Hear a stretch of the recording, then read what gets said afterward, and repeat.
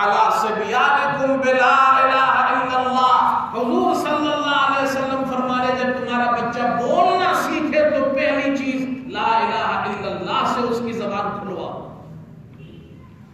اب بچہ بولنا سیکھ گیا، آگے کیا سکھانا ہے بچوں کو؟ اس کو سکھاؤ السلام علیکم. بیٹا جب گھر میں آؤ سلام کیا کرو، گھر سے جاؤ سلام کیا کرو، لوگوں سے ملو سلام کیا کرو. السلام علیکم ورحمۃ اللہ وبرکاتہ. یہ بچوں کو سکھاؤ. یہ اسلامی تعلیمات ہے.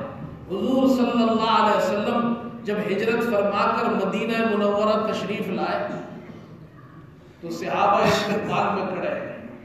پورا مدینہ نکل آیا، مسلمان نکل آئے، صحابہ، صحابیات، بچے، عورتیں، بوڑھے، سب استقبال میں کھڑے ہیں.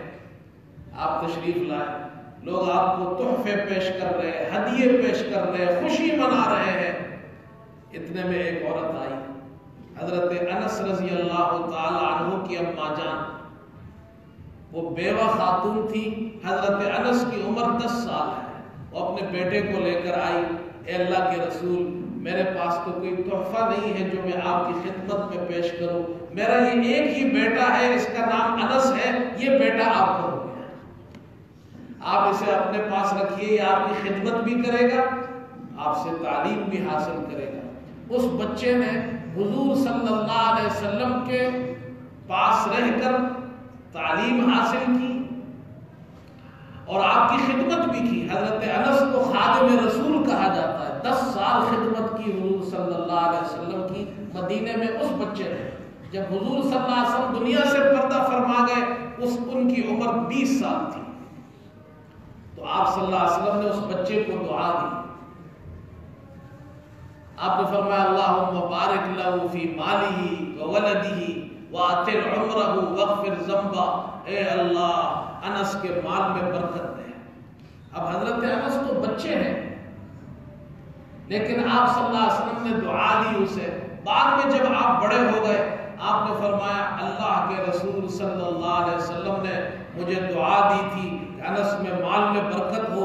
دوسرے کاروبار کے لوگوں کو سال میں 1 مرتبہ فائدہ ہوتا ہے، مجھے سال میں 2 مرتبہ فائدہ ہوتا ہے. حضور کی دعا کی برکت ہے. حضور نے فرمایا اے اللہ انس کی اولاد میں برکت دے. حضرت انس فرماتے ہیں کہ اللہ نے میری اولاد میں اتنی برکت دی، ان کی عمر بڑی لمبی ہوئی. فرمایا میں نے اپنی زندگی میں اپنے اولاد اور اولاد کی اولاد جن کو میں نے اپنی زندگی میں دیکھا ہے ان کی تعداد 100 سے زیادہ ہے. حضور صلی اللہ علیہ وسلم نے فرمایا اے اللہ اس بچے کی عمر لمبی کر دے. وَأَطِلْ عُمْرَ. بزرگوں کے پاس اپنے بچوں کو لے جایا کر، ان کی دعائیں کارآمد ہوتی ہیں. حضور صلی اللہ علیہ وسلم نے فرمایا اے اللہ ان کی عمر لمبی کر. حضرت انس 93 ہجری میں ان کا انتقال ہوا 103 سال کی عمر میں. چوتھی دعا رہ گئی وغفر ذنبہ. اے اللہ انس کے گناہ بھی معاف کر دے. حضرت انس فرماتے تھے حضور کی 3 دعائیں تو قبول ہو گئی اور مجھے امید ہے انشاءاللہ چوتھی بھی قبول ہوگی. یہ بچے تھے. اب ماں کو یہ فکر ہے میرا غریب ماں ہے، میرا یہ بچہ اچھا مسلمان بن جائے، اس کے پاس اچھی تعلیم ہو. تو آپ صلی اللہ علیہ وسلم کے پاس داخل کرا دیا کہ یہ آپ کا ہو گیا. اور اس بچے نے کیسی تعلیم حاصل کی؟ اللہ اکبر. 2282 حدیث کی کتابوں میں حضرت انس رضی اللہ تعالیٰ عنہ روایت کرتے ہیں. آج ہمارے بچوں کو قرآن کی کوئی سورت بھی یاد ہو تو بڑی بات ہے. سب کی بات نہیں کرتا، ایک عمومی بات کر رہا ہوں. ہمارے یہاں اب یہ چیز ختم ہو گئی ہے. امام ابو حنیفہ رحمۃ اللہ علیہ کا بچہ جب سورہ فاتحہ پڑھ کر آیا، سیکھ کر آیا، آپ نے پوچھا کیا سیکھا ہے؟ کہا سورہ فاتحہ سناؤ. سورہ فاتحہ سنائی، بڑے خوش ہوئے. سورہ فاتحہ. اور امام ابو حنیفہ خود کتنے بڑے عالم ہیں، استاد نے سکھایا سورہ فاتحہ. امام ابو حنیفہ استاد کے پاس گئے، 500 درہم انعام کو دیا تم نے میرے بیٹے کو سورہ فاتحہ سکھائی ہے. یہ فکر کرنی ہے ہمیں. تو حضرت انس رضی اللہ تعالیٰ عنہ بچے ہیں, آپ صلی اللہ علیہ وسلم انہیں کیا سکھا رہے ہیں؟ فرمایا, حضرت انس سے آپ نے فرمایا, اے انس جب تم گھر میں جاؤ تو سلام کیا کرو, گھر میں داخل ہو تو سلام کیا کرو. بچوں کو یہ سکھاؤ, یہ اللہ کے رسول صلی اللہ علیہ وسلم کی تعلیم ہے. جب تم گھر میں جاؤ سلام کرو, تمہارے لیے بھی برکت ہوگی, گھر والوں کے لیے بھی برکت ہوگی. بچوں کو کیا سکھانا ہے؟ اللہ. ابو سلمہ رضی اللہ تعالیٰ عنہ کا بیٹا ہے عمر, چھوٹا بچہ ہے. ابو سلمہ کا انتقال ہو گیا. ام سلمہ رضی اللہ تعالیٰ عنہ سے رسول کریم صلی اللہ علیہ وسلم کی شادی ہو گئی. جب ام سلمہ کی شادی ہوئی تو یہ بچہ بھی حضور کے گھر میں آ گیا. اب وہ حضور کا ہی بچہ ہو گیا. تو وہ جو عمر ہے وہ ان کے والد تو ابو سلمہ ہے, لیکن پرورش انہوں نے حضور صلی اللہ علیہ وسلم کے گھر میں پائی ہے. وہ فرماتے ہیں میں کھانا کھا رہا تھا رسول کریم صلی اللہ علیہ وسلم کے ساتھ, چھوٹا بچہ تھا اس وقت, اور میں اس پلیٹ میں ہر طرف ہاتھ پھیر رہا تھا. کبھی ادھر سے کھاتا تھا, کبھی ادھر سے کھاتا تھا, کبھی ادھر سے کھاتا تھا. آپ صلی اللہ علیہ وسلم نے فرمایا, یا غلام سم اللہ وکل بیمینک وکل مما یلیک, اے بچے جب تم کھانا کھاؤ تو اللہ کا نام لے کر کھانا کھاؤ, دائیں ہاتھ سے کھانا کھاؤ, اپنے سامنے سے کھانا کھاؤ. ایک جملے میں آپ نے 3 سنتیں اس بچے کو سکھا دی ہیں. ماں باپ اپنے بچوں کو اچھے اخلاق سکھائے, کھانا کھانا سکھائے, انہیں بات کرنا سکھائے, انہیں سلام کرنا سکھائے, انہیں ایک اچھا انسان بنائے. وہ بچہ بعد میں ہو سکتا ہے جا کر بڑا ہو کر وزیر اعظم بن جائے, ہو سکتا ہے بڑا ہو کر وہ صدر بن جائے, پریزیڈنٹ بن جائے, ہو سکتا ہے وہ بچہ آپ کا بچہ بڑا ہو کر جناب کوئی بہت بڑا عالم بن جائے, ہو سکتا ہے ڈاکٹر انجینئر بن جائے. اگر ماں نے اس کی اچھی تربیت کی ہوگی تو وہ مرتے دم تک ان باتوں کو نہیں بھولے. آپ حیران ہوں گے, ملیشیا میں جو وہاں کے صدر تھے مہاتیر, پھر آئے وہ, ایک زمانہ انہوں نے حکومت کی اور ملیشیا نے بڑی ترقی کی ہے. یہ جو مہاتیر ہے اس کی ایک کتاب میں نے پڑھی ہے, اس نے اپنے حالات, زندگی کے حالات پر کتاب لکھی ہے. تو ابتدا میں وہ لکھتا ہے کہ میں جب چھوٹا تھا تو ہماری اماں جان بڑی دیندار تھی, اور گھر میں اس نے میری تربیت کی, اور اس طرح تربیت کی کہ ایک شخص عالم دین تھے, وہ ہمارے گھر آتے تھے اور ہمیں قرآن پڑھاتے تھے, ہمیں دین سکھاتے تھے. میری ماں ہم سے نماز پڑھوایا کرتی تھی, وضو کرو, نماز پڑھو, قرآن پڑھو, اچھے اخلاق سکھاتی تھی. اور جب میں چھوٹا تھا تو میری ماں مجھے جمعے کے دن خاص طور پر تیار کرتی, کپڑے پہناتی, ٹوپی پہناتی, اور ابا جان کی انگلی پکڑ کر سڑک پار کر کے میں مسجد جایا کرتا تھا, وہاں نماز پڑھا کرتا تھا. جب وہ بڑا ہوا کسے معلوم تھا وہ بچہ بڑا ہوگا, اپنے ملک کا صدر بنے گا, اور پھر اس کی وجہ سے وہ ملک اتنا ترقی کرے گا. آج وہاں حیران ہوں گے آپ, وہاں کے لوگ تعلیم یافتہ لوگ ہیں, آج انہوں نے معاشی طور پر بہت بڑی ترقی کی ہے. ماں کی تربیت, کسی بھی بڑے انسان کو دیکھیں اس کے پیچھے آپ کو ماں کی تربیت نظر آئے گی. ہمارے یہاں لوگ کہتے ہیں کہ ہر کامیاب شخص کے پیچھے اس کی بیوی ہوتی ہے. آپ نے سنا ہوگا, کہتے جی ہر کامیاب شخص کے پیچھے اس کی بیوی ہوتی ہے. یہ بات غلط ہے. ہر کامیاب شخص کے پیچھے اس کے ماں باپ ہوتے ہیں, ماں باپ کی دعائیں ہوتی ہیں.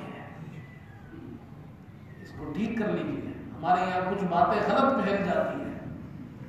ہر کامیاب شخص کے پیچھے بیوی ہوتی ہے. بھائی بیوی کی شادی ہوئی ہے جب اس کی عمر 25 سال, 26 سال, 30 سال کی عمر ہوئی, اس کی شادی ہوئی, 20 سال, 25 سال, یہ جو پیچھے 20-25 سال گزرے ہیں, اس کامیابی تک پہنچایا کس نے؟ اس کے ماں باپ نے پہنچایا ہے, وہ دعاؤں نے پہنچایا ہے جو ماں باپ رات کو اٹھ اٹھ کر اپنے بچوں کے لیے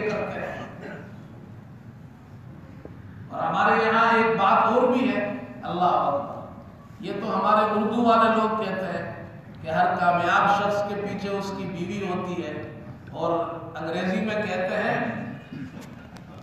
کہ جی مائی وائف از مائی لائف، میری بیوی جو ہے میری زندگی ہے، میری لائف ہے۔ بھائی تمہاری وائف تمہاری لائف ہے، یہ نہیں سوچتے ہو تمہارے ماں باپ نے پوری زندگی بڑھاپے تک قربان کر کے تمہاری تربیت کی، تمہیں اچھی چیزیں سکھائی، تعلیم دلائی، اخلاق تمہارے اچھے کیے، کامیاب انسان بنایا۔ جس باپ نے پوری لائف تمہارے لیے اپنی قربان کر دی ہے، اب تمہاری شادی ہو گئی، تمہیں یہ کہنا چاہیے my life is my father, my life is my wife, یا my wife is my life نہیں، آپ my father is my life, my mother is my life, یہ کبھی نہیں بولا کرو۔ بیوی کا مقام اپنی جگہ ہے، لیکن بیوی کیا دنیا کے سارے باپ جمع ہو جائے ماں کے قدموں تک نہیں پہنچ سکتے۔ رسول کریم صلی اللہ علیہ وسلم نے فرمایا ماں کے قدموں کے نیچے جنت ہے، بیوی کہاں پہنچ سکتی ہے؟ بیوی کا مقام اور ہے، اسلام نے اس کا اپنا مقام مقرر کیا ہے۔ ہاں وہ بیوی جب ماں بن جائے گی تو ماں ہونے کی وجہ سے اس کا مقام بلند ہوگا۔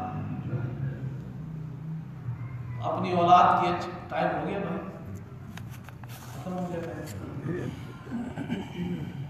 3 منٹ ہے، کیا ہے بھائی؟ دعاؤں کے لیے، اچھا تو دعا تو بعد میں کریں گے، 2-3 منٹ ہے تو اولاد کی اچھی تربیت ہو۔ اللہ، میں آپ کو ایک واقعہ سناتا ہوں۔ میں یہاں مکہ مسجد میں کافی عرصہ امام رہا، ہمارے یہاں ایک جنازہ آیا اور ایک نوجوان جس کے والد کا انتقال ہوا تھا، تو وہ نوجوان بڑا رو رہا تھا، زار و قطار رو رہا تھا۔ میں نے اسے گلے سے لگایا، اسے تسلی دی، صبر، میں نے کہا صبر کرو، صبر کی تلقین کی اسے، تمہارے والد کا انتقال ہوا ہے، تمہیں بڑا دکھ ہے، صبر کرو۔ تو وہ پڑھا لکھا نوجوان تھا، باہر سے پڑھ کر آیا تھا۔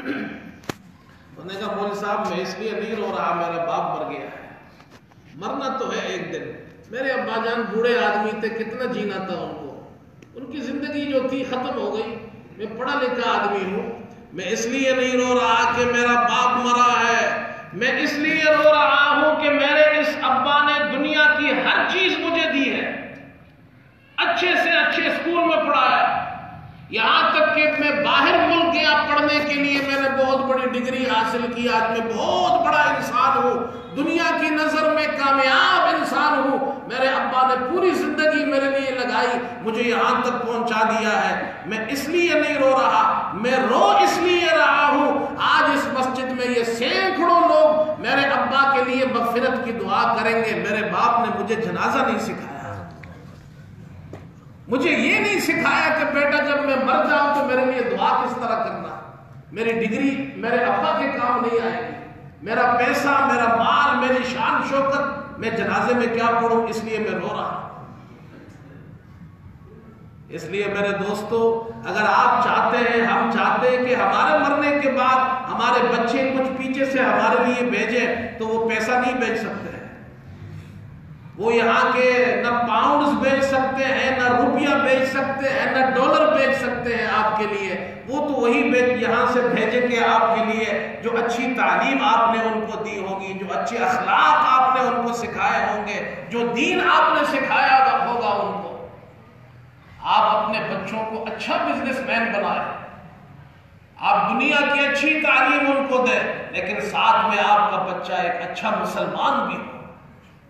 ہمارے بچے ایسے مسلمان ہوں کہ اگر مسجد میں امام نہ ہو تو وہ آگے کھڑے ہو کر نماز پڑھا سکتے ہیں، مؤذن اذان دینے والا نہ ہو تو ہمارے نوجوان آگے بڑھ کر اذان دینے والے ہوں، ان کے پاس دین کا اتنا علم ہو کہ وہ جمعہ پڑھا سکتے ہو، جنازے کی نماز پڑھا سکتے ہو، قرآن ان کو پورا یاد نہ ہو تو کم از کم کچھ صورتیں تو یاد ہو ان کو۔ بچوں کی اچھی تربیت، بچوں کی اچھی تعلیم، اس کا فائدہ ہمیں ہوگا، دنیا میں بھی فائدہ ہوگا۔ آج بھی دنیا میں دیکھ لے جن کی اولاد نیک ہے وہ اپنے ماں باپ کی فرما بردار ہوتی ہے، دیندار اولاد ماں باپ کی فرما بردار ہوتی ہے، بڑھاپے میں آپ کی خدمت کرے گی وہ۔ اللہ تعالی ہم سب کو عمل کی توفیق عطا فرمائے۔ وآخر دعوانا